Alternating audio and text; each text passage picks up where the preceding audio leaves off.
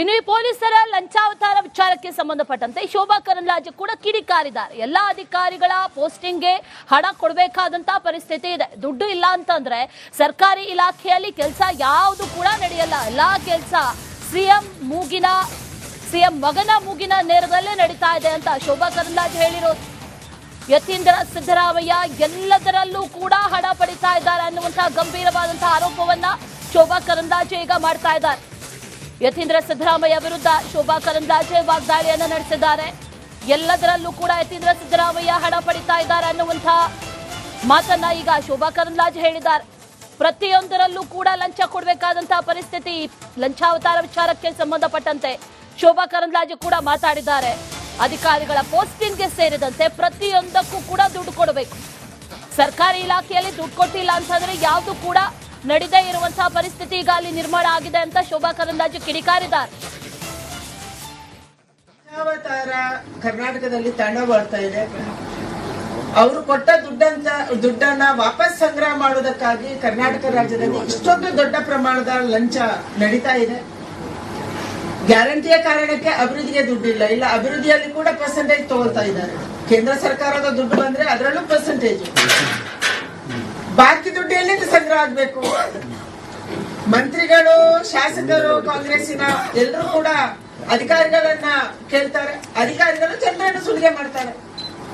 ಇದು ಕರ್ನಾಟಕದಲ್ಲಿ ನಡೀತಾ ಇರುವಂತದ್ದು. ಅದಕ್ಕೆ ಯಾವುದೇ ಕೆಲಸಕ್ಕೆ ಹೋದ್ರು ಕೂಡ ಕರ್ನಾಟಕದಲ್ಲಿ ದುಡ್ಡಿಲ್ಲದೆ ನಡೆಯುವುದಿಲ್ಲ. ನೀವೇ ಒಂದ್ಸರಿ ಎಲ್ಲಾರು ರಿವ್ಯೂ ಮಾಡಿ. ಯಾವ್ದಾದ್ರು ಒಂದು ತಾಲೂಕು ಆಫೀಸಿಗೆ ಹೋಗಿ, ಬಿಬಿಎಂಪಿಗೆ ಕಚೇರಿಗೆ ಹೋಗಿ, ಇಲ್ಲ ಹಾಸ್ಪಿಟ್ಲಿಗೆ ಹೋಗಿ, ಎಲ್ಲಿಯಾದ್ರೂ ನೋಡಿ.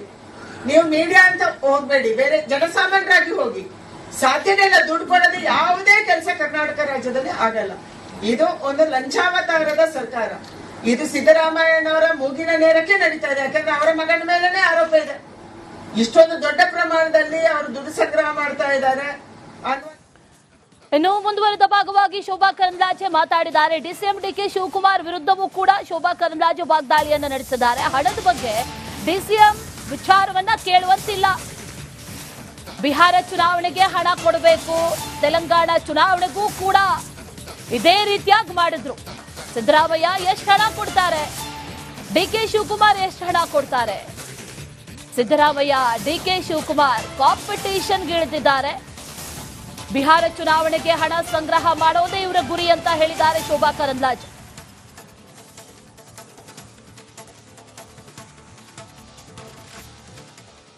ನೀವು ಉಪಮುಖ್ಯಮಂತ್ರಿಗಳ ಬಗ್ಗೆ ಕೇಳಲೇಬೇಡಿ. ಅವರ ಆಫೀಸಲ್ಲಿ ಅಥವಾ ಅವರ ಮನೆಯಲ್ಲಿ ಯಾವುದೇ ಫೈಲ್ ಕ್ಲಿಯರ್ ಆಗ್ಬೇಕು, ಯಾವನೇ ಹೋಗ್ಬೇಕು ಅಂದ್ರೆ ದುಡ್ಡು ಕೊಡುವನಷ್ಟೇ ಹೋಗ್ಬೇಕು, ಬೇರೆ ಯಾರು ಹೋಗಕ್ಕಾಗಲ್ಲ. ಇದು ಕರ್ನಾಟಕದ ಪರಿಸ್ಥಿತಿ. ಅದಕ್ಕಾಗಿ ಇವತ್ತು ಮಂತ್ರಿಗಳು ಎಲ್ಲಾ ಇಲಾಖೆಗಳಲ್ಲಿ ಕೂಡ ಭ್ರಷ್ಟಾಚಾರ ಮಾಡ್ತಾರೆ. ಯಾಕೆ ಭ್ರಷ್ಟಾಚಾರ? ಒಂದವರು ಕುರ್ಚಿ ಉಳಿಸ್ಕೋಬೇಕು. ಕುರ್ಚಿ ಉಳಿಸ್ಕೋಬೇಕಂದ್ರೆ ಹೈಕಮಾಂಡ್ಗೆ ದುಡ್ಡು ಕೊಡ್ಬೇಕು. ಬಿಹಾರದಲ್ಲಿ ಚುನಾವಣೆ ನಡೀತಿದೆ, ಅದಕ್ಕಾಗಿ ದುಡ್ಡು ಸಂಗ್ರಹ ಮಾಡಬೇಕು. ಅದಕ್ಕಾಗಿ ನೀವು ಮಂತ್ರಿಗಳನ್ನ ಕರಿತೀರಿ, ಅದಕ್ಕಾಗಿ ನೀವು ಕಾರ್ಪೊರೇಷನ್ ಚೇರ್ಮನ್ಗಳಿಗೆ ಕರಿತೀರಿ. ಆ ಕಾರಣಕ್ಕೆ ತಾನೇ ಇವತ್ತು SC ST ನಿಗಮಗಳಲ್ಲಿ, ಬೋವಿ ನಿಗಮದಲ್ಲಿ ಕೂಡ ಲಂಚಾವತಾರ. ತೆಲಂಗಾಣ ಇಲೆಕ್ಷನ್ಗೆ ದುಡ್ಡು ಹೋಗಕ್ಕೆ ತಾನೇ ಬೋವಿ ನಿಗಮದಲ್ಲಿ ಲಂಚ ನಡೆದಿರುವುದು. ಅದೇ ಪರಿಸ್ಥಿತಿ. ವಿಚಾರಕ್ಕೆ ಸಂಬಂಧಪಟ್ಟಂತೆ ಡೀಟೇಲ್ಸ್ ಅನ್ನ ಕೊಡ್ತಾರೆ ನಮ್ಮ ಪ್ರತಿನಿಧಿ ಚಂದ್ರು. ದೂರವಾಣಿ ಸಂಪರ್ಕದಲ್ಲಿ ಜಾಯಿನ್ ಆಗ್ತಾ ಇದ್ದಾರೆ. ಚಂದ್ರು, ಗಮನಿಸ್ತಾ ಇದ್ದೀವಿ, VPCL ನ ಮಾಜಿ ಅಧಿಕಾರಿ ಗಂಭೀರವಾದಂತಹ ಆರೋಪವನ್ನ ಮಾಡಿದ್ದಾರೆ. ಪ್ರತಿಯೊಂದರಲ್ಲೂ ಕೂಡ ಲಂಚ ಕೊಟ್ಟಿಲ್ಲ ಅಂತಂದ್ರೆ ಕೆಲಸ ಆಗಲ್ಲ ಅಂತಿದ್ದಾರೆ. ಡೀಟೇಲ್ಸ್ ಏನಿದೆ ಇದ್ರ ಬಗ್ಗೆ?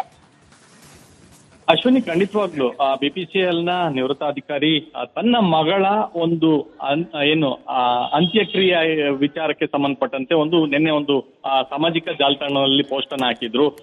ಪೋಸ್ಟ್ ಮಾರ್ಟಮ್ ಇಂದ ಹಿಡಿದು ಅಂತ್ಯ ಸಂಸ್ಕಾರದವರೆಗೂ ಕೂಡ ಪ್ರತಿಯೊಬ್ಬರಿಗೂ ಕೂಡ ಲಂಚವನ್ನ ಕೊಡಬೇಕಾದಂತ ಪರಿಸ್ಥಿತಿ ರಾಜ್ಯದಲ್ಲಿ ಇದೆ ಅನ್ನುವಂತ ಒಂದು ಪೋಸ್ಟ್ ಏನಿತ್ತು, ಅದು ಇಡೀ ರಾಜ್ಯದಲ್ಲೇ ಅಷ್ಟೇ ಅಲ್ಲ, ಇಡೀ ದೇಶದಲ್ಲೇ ದೊಡ್ಡ ಸಂಚಲನಕ್ಕೆ ಕಾರಣವಾಗಿರ್ತಕ್ಕಂಥದ್ದು. ಕಾರಣ ಅಂತಂದ್ರೆ ರಾಜ್ಯದಲ್ಲಿ ಅಷ್ಟು ಲಂಚ ಬಾಕತನ ದೊಡ್ಡ ಮಟ್ಟದಲ್ಲಿದೆ ಅನ್ನುವಂಥದ್ದು. ಈಗಾಗಲೇ ವಿಪಕ್ಷಗಳು ಕೂಡ ಬಹಳಷ್ಟು ದೊಡ್ಡ ಮಟ್ಟಿಗೆ ಟೀಕೆಯನ್ನ ಮಾಡ್ತಾ ಇರ್ತಕ್ಕಂಥದ್ದು. ಪ್ರತಿಯೊಂದು ಇಲಾಖೆಯಲ್ಲೂ ಕೂಡ ಲಂಚಾವತಾರ ಇದೆ ಅನ್ನುವಂತ ಒಂದು ಆಕ್ರೋಶವನ್ನ ಹೊರಹಾಕ್ತಾ ಇರ್ತಕ್ಕಂಥದ್ದು. ಈ ಬಗ್ಗೆ ಈಗಾಗಲೇ ಗೃಹ ಸಚಿವ ಪರಮೇಶ್ವರ್ ಅವರು ಕೂಡ ಪ್ರತಿಕ್ರಿಯೆಯನ್ನ ಕೊಟ್ಟಿರ್ತಕ್ಕಂಥದ್ದು. ಯಾವುದೇ ಕಾರಣಕ್ಕೂ ಕೂಡ ಸಣ್ಣ ಮೊತ್ತವೇ ಇರಲಿ ಅಥವಾ ದೊಡ್ಡ ಮೊತ್ತವೇ ಇರಲಿ ಆ ಲಂಚವನ್ನ ಪಡೆದಬಾರದು ಅನ್ನುವಂಥ ಸೂಚನೆಯನ್ನ ಕೊಟ್ಟಿದ್ದೇವೆ. ಆದ್ರೂ ಕೂಡ ಪಡಿತಾ ಇದ್ದಾರೆ. ಒಂದು ವೇಳೆ ಆ ರೀತಿಯಾದಂತಹ ದೂರುಗಳು ಬಂದಲ್ಲಿ ಅವ್ರ ವಿರುದ್ಧ ಕ್ರಮವನ್ನ ತೆಗೆದುಕೊಳ್ತೇವೆ ಅನ್ನೋಂತ ಮಾತನ್ನ ಸ್ಪಷ್ಟಪಡಿಸಿರ್ತಕ್ಕಂಥದ್ದು. ಇನ್ನ ಇದೇ ಬಗ್ಗೆ ಕೇಂದ್ರ ಸಚಿವೆ ಶೋಭಾ ಕರಂದ್ಲಾಜೆ ಅವರು ಕೂಡ ಬಹಳ ದೊಡ್ಡ ಮಟ್ಟದಲ್ಲಿ ಗಂಭೀರ ಆರೋಪವನ್ನು ಕೂಡ ಮಾಡಿರ್ತಕ್ಕಂಥದ್ದು ಗಮನ ಸೆಳೆದಂತ ವಿಚಾರ. Ashwini, thank you Chandrashekar ಡೀಟೇಲ್ಸ್ಗೆ.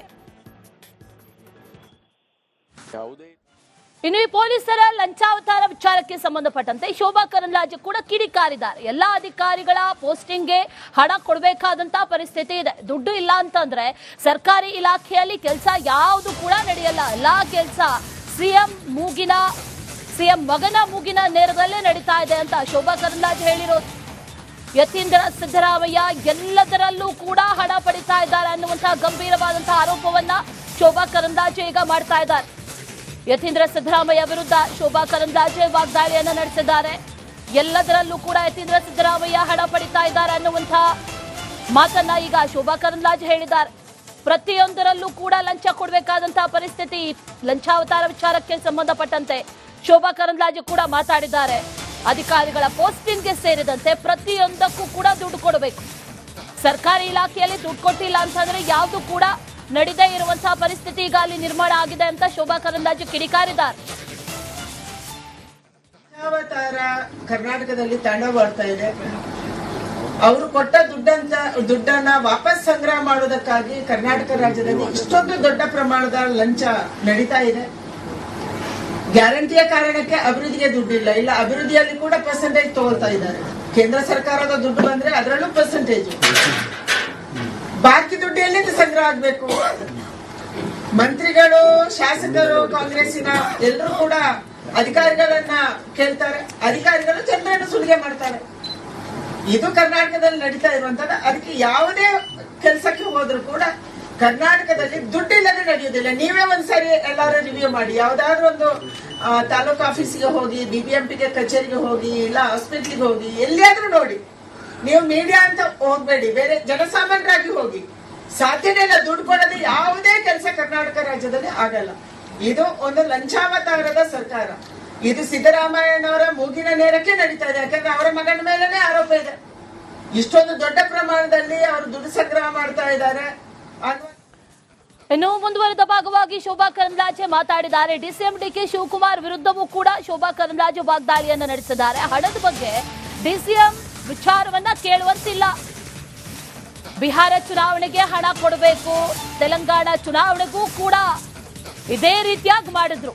ಸಿದ್ದರಾಮಯ್ಯ ಎಷ್ಟು ಹಣ ಕೊಡ್ತಾರೆ, ಡಿಕೆ ಶಿವಕುಮಾರ್ ಎಷ್ಟು ಹಣ ಕೊಡ್ತಾರೆ? ಸಿದ್ದರಾಮಯ್ಯ, ಡಿಕೆ ಶಿವಕುಮಾರ್ ಕಾಂಪಿಟೇಷನ್ಗೆ ಇಳಿದಿದ್ದಾರೆ. ಬಿಹಾರ ಚುನಾವಣೆಗೆ ಹಣ ಸಂಗ್ರಹ ಮಾಡೋದೇ ಇವರ ಗುರಿ ಅಂತ ಹೇಳಿದ್ದಾರೆ ಶೋಭಾ ಕರಂದ್ಲಾಜೆ.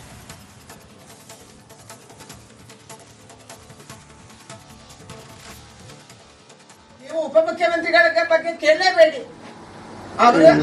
ಅವರ ಆಫೀಸಲ್ಲಿ ಅಥವಾ ಅವರ ಮನೆಯಲ್ಲಿ ಯಾವುದೇ ಫೈಲ್ ಕ್ಲಿಯರ್ ಆಗ್ಬೇಕು, ಯಾವನೇ ಹೋಗ್ಬೇಕು ಅಂದ್ರೆ ದುಡ್ಡು ಕೊಡುವನಷ್ಟೇ ಹೋಗ್ಬೇಕು, ಬೇರೆ ಯಾರು ಹೋಗಕ್ಕಾಗಲ್ಲ. ಇದು ಕರ್ನಾಟಕದ ಪರಿಸ್ಥಿತಿ. ಅದಕ್ಕಾಗಿ ಇವತ್ತು ಮಂತ್ರಿಗಳು ಎಲ್ಲಾ ಇಲಾಖೆಗಳಲ್ಲಿ ಕೂಡ ಭ್ರಷ್ಟಾಚಾರ ಮಾಡ್ತಾರೆ. ಯಾಕೆ ಭ್ರಷ್ಟಾಚಾರ? ಒಂದವ್ರು ಕುರ್ಚಿ ಉಳಿಸ್ಕೋಬೇಕಂದ್ರೆ ಹೈಕಮಾಂಡ್ಗೆ ದುಡ್ಡು ಕೊಡ್ಬೇಕು. ಬಿಹಾರದಲ್ಲಿ ಚುನಾವಣೆ ನಡೀತಿದೆ, ಅದಕ್ಕಾಗಿ ದುಡ್ಡು ಸಂಗ್ರಹ ಮಾಡ್ಬೇಕು. ಅದಕ್ಕಾಗಿ ನೀವು ಮಂತ್ರಿಗಳನ್ನ ಕರೀತೀರಿ, ಅದಕ್ಕಾಗಿ ನೀವು ಕಾರ್ಪೊರೇಷನ್ ಚೇರ್ಮನ್